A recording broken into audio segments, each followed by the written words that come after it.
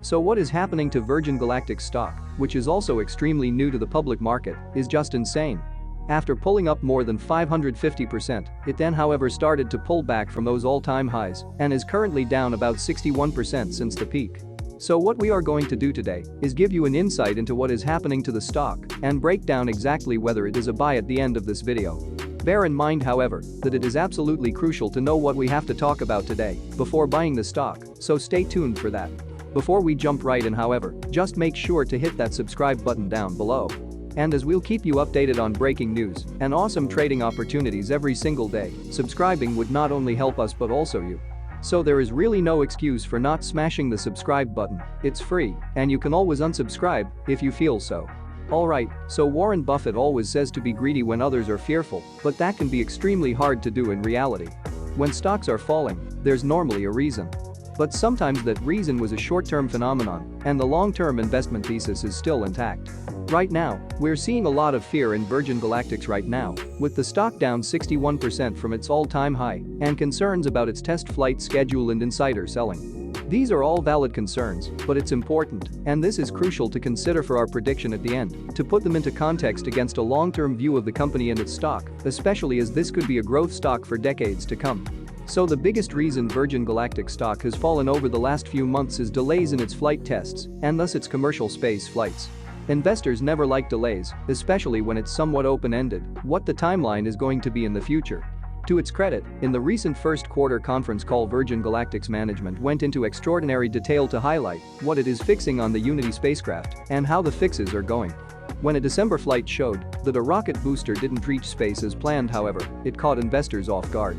Delays were announced, and in February it was revealed that electromagnetic interference, or EMI, was the cause of the rocket booster not igniting.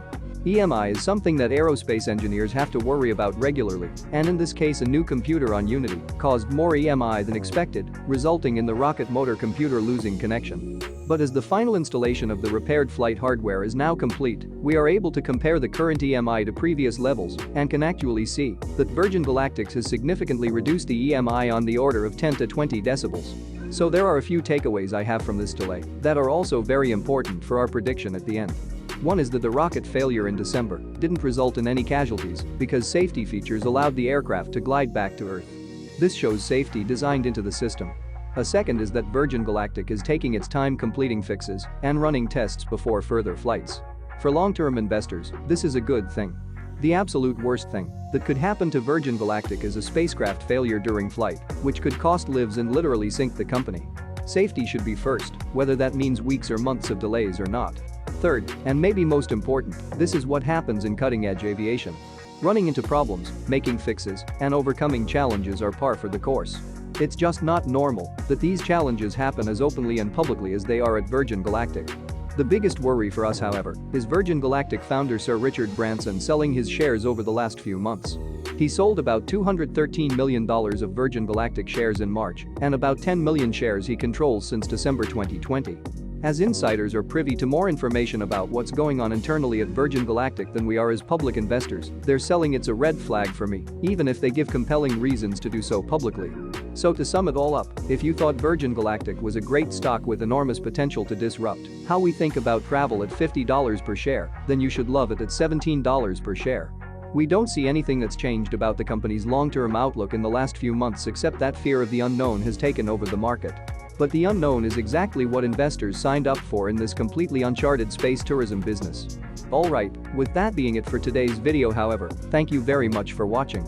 If you like this video and want to support our mission of providing free financial information to everyone here on YouTube, please ensure you're subscribed and definitely consider leaving a like.